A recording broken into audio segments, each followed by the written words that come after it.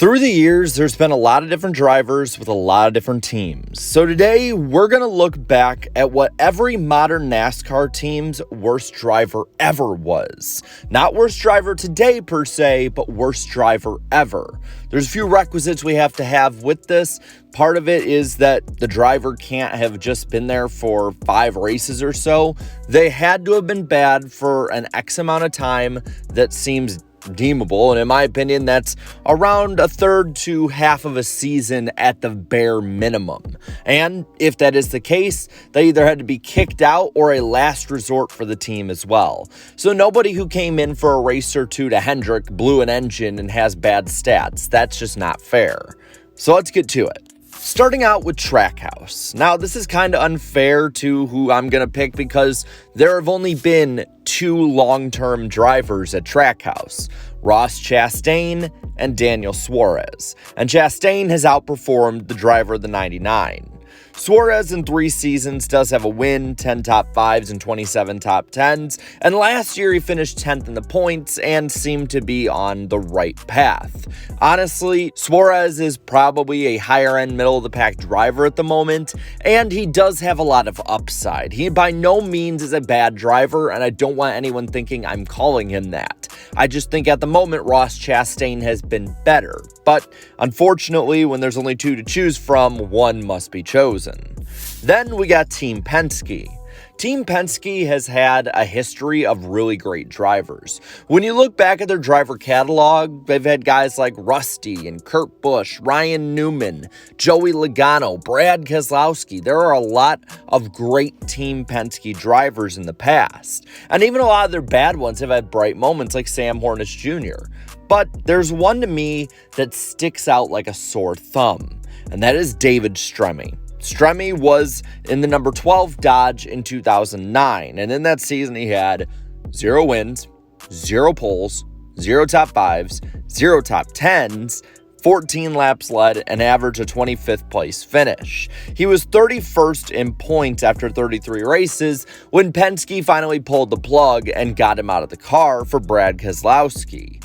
You probably forgot in general that Stremme ran for Team Penske, which I think only pushes this point further. Next up is Richard Childress Racing. Now, RCR has had an up-and-down history. They have had greats like Dale Earnhardt and Kevin Harvick and now Kyle Busch in their cars, and they've had others who are definitely paid drivers or just not that good in their car as well. And since 1969, nice, when Richard Childress started this as a self-made driver, there have been a lot of drivers who have hopped into his Chevys. But I would say that Dave Blaney probably had the worst performance of anyone in them. He was the original driver in 2005 in the 07 Jack Daniels car, and he is the only RCR driver that went full-time to never score a top 5 in their tenure. In the 42 starts he had between 04 and 05, he had 2 top 10s, 3 DNFs, and he also had 18 lead lap finishes. Meaning if you do the math, he only finished on the lead lap 43% of the time, and while RCR was down with Harvick and Burton at the time, they still had some upside. Though his last race was a 6th place finish at Homestead, so at least it ended on a somewhat high note. Now we have also Stewart-Haas Racing. SHR has been a pretty good team, honestly, in its tenure. I'm not going to count the Haas side because without Tony Stewart's influence, this is a completely different team. And honestly, for a decade, even with falling off now, they still have had some serviceable seasons. But we all know who's going to be picked here.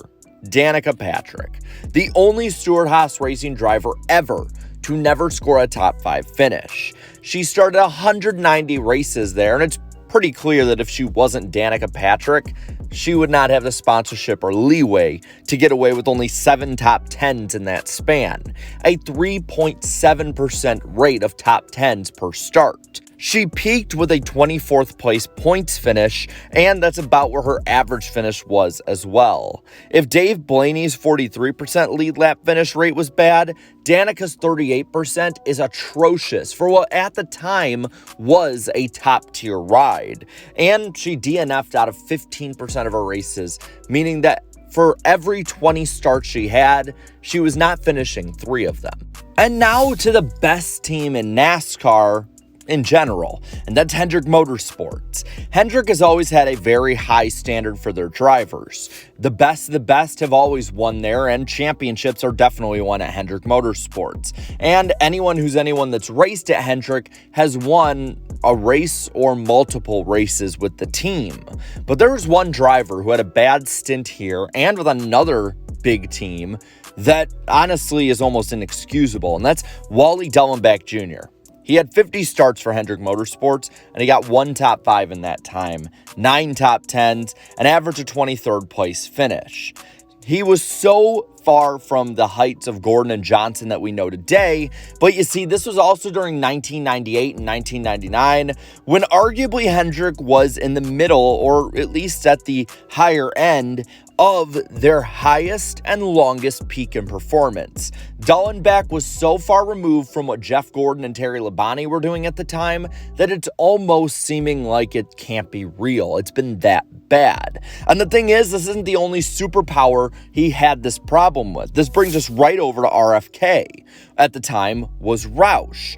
And, well, Roush was right up there in the 90s with Hendrick and RCR. But what happened?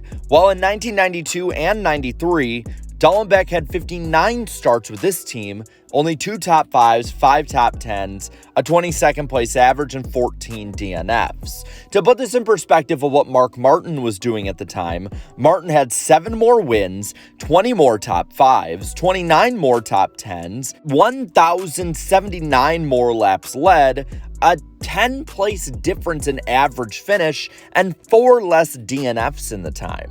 This was absolutely atrocious, and it's amazing that Dellenbach got not only 1 offer, but 2 from superpower teams.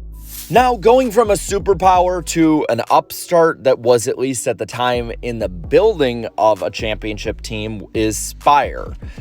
Spire has largely been a backmarker team since their inception in 2019. Quentin Half is probably the worst. He had 2 top 30s and 13 starts, and you just kind of had to put him here as there weren't really too many drivers that ran even part-time schedules at the time. Then there's Joe Gibbs Racing. JGR has been championship caliber since almost the beginning of their time in NASCAR, and honestly, almost every driver that's raced there has at least competed for wins. And while many might think I'll put JJ Yaley right here, there's one driver that clears them all when it comes to horrible performance for Coach Gibbs, and that is Jason Leffler. Jason Leffler only made it 21 races into his 2005 campaign in the new number 11 team. He missed the Coke 600, and because of how bad he and that team had performed, they had to be basically bringing in Terry Labonte as a road course ringer because they needed to ensure they'd be qualified in the race. And with it, after the 21st race of the season, he would be ousted of the car with Terry Labonte and Denny Hamlin taking over as a part-time basis. A washed Terry Labonte and a Denny Hamlin who still was not proven yet. In 19 starts, he didn't even get close to a top 10, had a 27.5 average, 3 DNFs, and was 35th in points at the time of his benching. And to make it even worse, Denny Hamlin finished 3rd in points and competed for a championship in this car the very next year. Now, going again to a team that's kind of newer and has been at the back of the pack and been a bit of a punching bag, we got Rick Ware Racing. Rick Ware Racing has improved, but it's clear that Cody Ware was holding them back. Yes, he finished 6th at Daytona, but are we not going to acknowledge the fact that there were only like 9 cars that actually were cleanly running at the finish of that race, and he pretty much lucked out? He failed to improve when the team obviously has been, and because of that, he has to be on here. Colleague is another newer team that has a small sample size, but Noah Gragson, in my opinion, in his 10 races that he had part-time with a 25.7 average, probably is the worst of any driver with more than 1 start with Colleague. It actually is. And while they've had Justin Haley and AJ Allmendinger, both are pretty even, and Noah Gragson's just the easier pick here. The Wood brothers, on the other hand, have been around since 1953, and, well, they're looking at a lot of drivers in this, but the worst of their tenure has to be the tenure in 06 and 07 that Ken Schrader had. Schrader was way worse than Harrison Burton. I know many might think that he should be on here, but the thing with Schrader is in 48 starts, he had 2 top 10s, another 27.5 average, and he missed 3 races in 2007, which was unheard of for the Wood brothers. It was a bad situation with a failing team, an aging driver, and a new car with the COT, and it was rock bottom for this team as they basically were forced to start going part-time just to survive. Going back to a new team, we have 23XI. There's only been 3 main drivers at 23XI since their inception: Bubba Wallace, Kurt Busch, and Tyler Reddick. And at the moment, I'm going to give the edge to Bubba Wallace being the worst they've had over Kurt, as Kurt was well on track to have a better season than Bubba in 2022. But Bubba has had moderate success. He made the playoffs this year, has 2 wins in his career already, which is a lot more than drivers usually get, and he improves every year on his speed and performance. He is last by default, and he is not a bad driver, and if he has a better season than he had this year or next year, Kurt Busch easily can be moved into this slot. Now we go to front row. Front row used to be starting parkers, back in the day at least. And I don't want to count that as much, as that's basically what the team was forced to do with the drivers that they had on hand. But Travis Kvapil in 2010 and 2011 was clearly the worst driver they had when it came to just straight up running this equipment. In 63 starts, he had no top 10s, a 31st place average finish, got worse as he went on from 2010 to 2011, and the highlight of his time here was getting into a feud at Richmond with Dale Earnhardt Jr. Getting to the home stretch, we got Legacy Motor Club and the 42 and 43. Formed in 2023, this is not your Richard Petty Motorsports or Penny Enterprises, so we will not count their history as well, which means we choose the worst driver of 2023, which is clearly Noah Gragson, making a second appearance on this list, who had an abysmal season. The Chicago street course alone showed why this was a terrible season for what looked to be a rookie phenom in the making. No top 10s, 6 DNFs, 28th place average, in only 21 starts before his unceremonious benching from the team. I hope Noah recovers and returns, but this was an awful start to a career. JTG, on the other hand, was a team that sprung up in 2009 during the COT era, and honestly, they were for the most part in their tenure a team that ran top 20 to 25, except with Bobby Labonte. Labonte was at the end of his career, way past his prime, and getting considerably worse as every year went on. In 99 starts, he had 4 top 10s, a top 5 in there, 14 laps led, 11 DNFs, and only 31 of his races were lead lap finishes, whereas guys like Marcus Ambrose and AJ Allmendinger would be way better in this equipment. All drivers before and since have done better than Labonte, and it doesn't look like that's going to change anytime soon. And last but not least is Team Live Fast. This team could just never get past being the perennial last car or 3 cars in the field, and unfortunately will have to be selling their charter going into the next year. BJ McLeod, by default, is in this position as the only full-time driver, but he's another driver who's better than his equipment showed, and I think that in better equipment, he will be able to show out a lot more.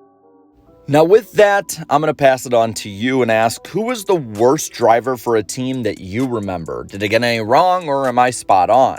Let me know down in the comments below. And while you're at it, leave a like on this video, share this video, and subscribe to this channel for more great NASCAR content. Thank you so much to all my channel members for your continued support. And until next time, have a good one.